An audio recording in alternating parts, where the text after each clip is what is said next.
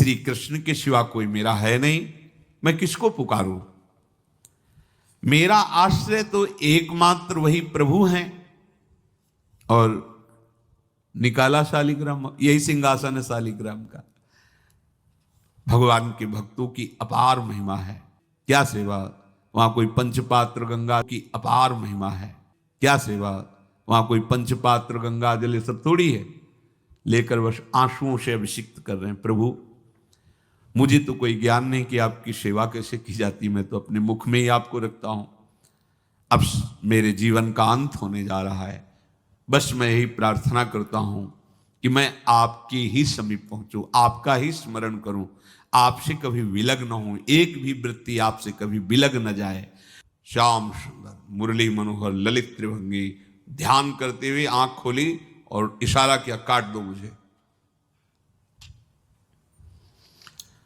जल्लादों ने जब देखा आंसू चल रहे हैं ऐसा, वो बैठ गए अस्त्र रख के, कहने लगे भाई तुम मुझे मार दो, भले भले वो दृष्ट बुद्धि मुझे, मैं इस बालक को नहीं मार पाऊंगा, मेरी हिम्मत नहीं। अब कुछ भी हो, मेरा वध हो जाए, पर मैं इस बालक को, गिरे मुरझाई दया आई कछु भाए भरे, ढरे प्रभु और मति आनंद शोभिनी है, हुती छठी आंगुरी सो काट लई दूषण हो, भूषण ही भयो जाई कहीं सांच चीनी है। जब नेत्र का इशारा हुआ कि वध कर दो, तो जो बधिक मारने के लिए आए हत्यारे थे वो आनंद से एकदम प्रफुल्लित हुए और कहा मैं नहीं मार पाऊंगा तुम्हें।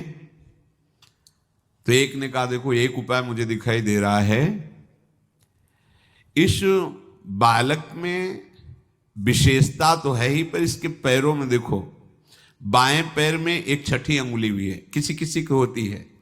गांव में तो कहते हैं छंगू या छंगा, जिसे होता है ना गांव में, और ये छंगा मतलब 6 अंगुली की। बोले इसको अगर काट लेते हैं तो प्रमाण भी सत्य, जिसकी कसम खवाएगा मैं खा लूंगा कि ये चंद्रहास जी के, और मैं मार दिया। और कौन इस बालक को ढूंढेगा, जंगल में छोड़ देते हैं, अपनी तो सामर्थ्य नहीं। बदिकों ने, जल्लादों ने ऐसा ही किया और जाकर अंगुली दिखा दी, मैं बालक का वध करके आ गया हूं।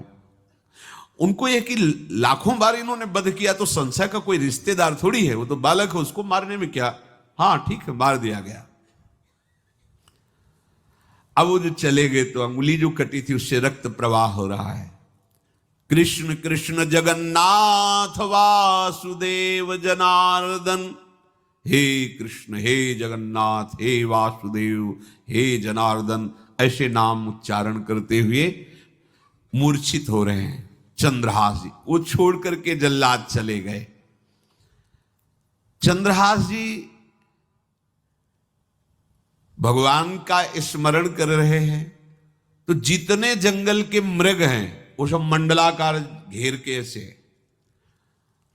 एक हुमा नाम का पंछी होता है, अगर उसके पंखे की छाया पड़ जाए तो चक्रवर्ती सम्राट का वैभव प्राप्त होता है। और वो भीड़ की भीड़ पक्षी आकर चंद्रहास जी के ऊपर ऐसे घेरे हुए हैं, आसपास मृग मृगी मृग शावक सब घेरे हुए हैं। बीच में चंद्रहास जी कृष्ण गोविंद दामोदर माधव ऐसे उच्चारण कर रहे हैं। जो भगवान के चिंतन में मगन रहना अपना स्वभाव बना लेता है, तो देखो ऐसे हत्यारों के हृदय में भी दया गई, क्योंकि दया समुद्र भगवान का स्मरण जो करते हैं उनमें ऐसी महामहिम दिव्यता आ जाती है। कोई भी कितना भी निर्दयी हो, अंदर से वो भले जल रहा है द्वेष के कारण, पर कहीं ना कहीं ये द्वेष आंतरिक राग का सूचक हो। वो भी भक्त को प्यार करता है, पर भक्ति ना होने के कारण वही उसका राग द्वेष में बदल जाता है। कोई भी हो, अंदर से जब भक्त के प्रति जलन पैदा करता है तो उसमें मूल होता है भक्त की महिमा, भक्त का महत्व, पर उसे ना प्राप्त, जैसे कहते हैं कि वो अंगूर खट्टे हैं और हट नहीं प्राप्त कर पाए तो अंगूर खट्टे हैं। बकाया महत्व सब के अंदर होता है, दुष्ट से भी दुष्ट के अंदर भगवान के भक्तों का महत्व होता है, क्योंकि सबके हृदय में भगवान विराजमान है। अब चंद्रहास जी भगवत स्मरण करते हुए पक्षियों के और मृग आदि के बीच में है, उधर भगवान का एक विधान तैयार होता है। वह देश भूमि में रहत लघु भूप और सुख सब एक सुत चाह भारी है। कुंतलपुर के ही अधीन एक चंदनवती नाम की राज्य नगरी थी। वहां के राजा थे, उनके पुत्र नहीं हो रहा था, तो कुंतलपुर सम्राट पद, चंदनवती राज्य राजा, जैसे प्रदेश और दिल्ली में बैठे हुए जो प्रधानमंत्री राष्ट्रपति वो बादशाह, जो दिल्ली का अधिकार वो बादशाह, और ऐसे छोटे छोटे जो राज्य हैं उनको राजा।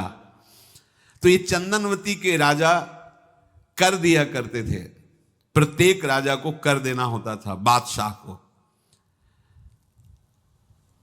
इनके पुत्र था नहीं, और कर देने के लिए कुंतलपुर ही जा रहे थे, तो रास्ते में देखा कि बहुत से मृग और पंछी ये घेरे हुए क्या है, तो एक कौतूहल सा कि क्या है बीच में, आसपास मंडलाकार मृग, फिर वो विहंग पक्षी जो भगवान के आश्रित है, भगवान कैसी व्यवस्था करते हैं।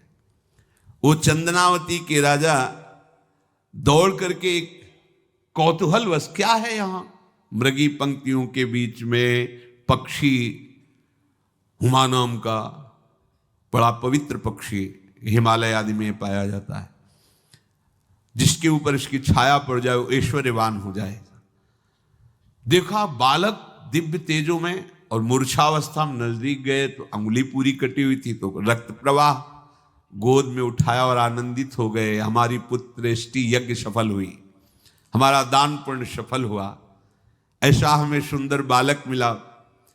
चंद्रहास जी को लेकर के घर आए और हृदय में भगवान का बार बार कृपा प्रसाद मना रहे हैं, मुझे भगवान ने पुत्र दिया। चंद्रहास जी को लेकर आए, आनंद मंगल बधाइयां बजने लगी, बहुत सी संपत्ति न्यौछावर कर दी। 5 वर्ष के चंद्रहास जी हैं। पूछा बेटा तुम्हारे माता पिता कौन है, तो कहा श्री कृष्ण। परिवार में कौन है, श्री कृष्ण। मतलब तुम्हारा कोई नहीं है, नहीं है श्री कृष्ण।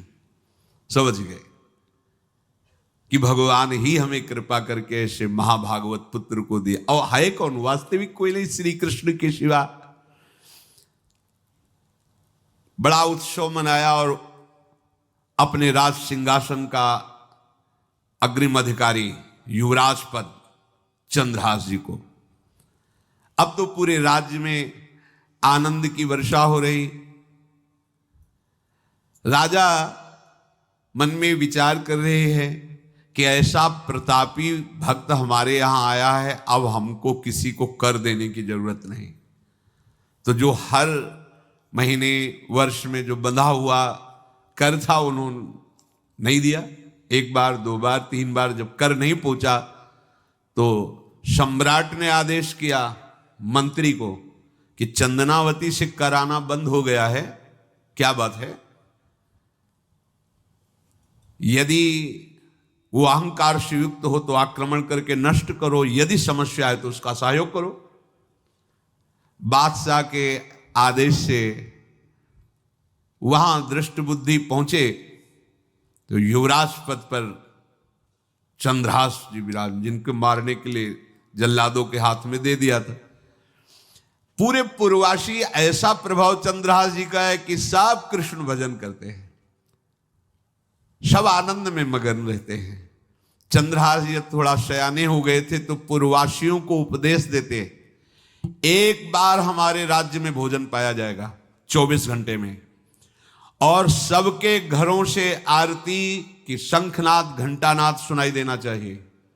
सबके यहां शाम के रोज नाम कीर्तन और भगवत कथा होनी चाहिए, क्योंकि आयुष्यम चपलम तादृक जल बुद्बुद सन्निभम चिंतयध्वम जनामूढ़ा माधवम वर्षम सुस्थिरम।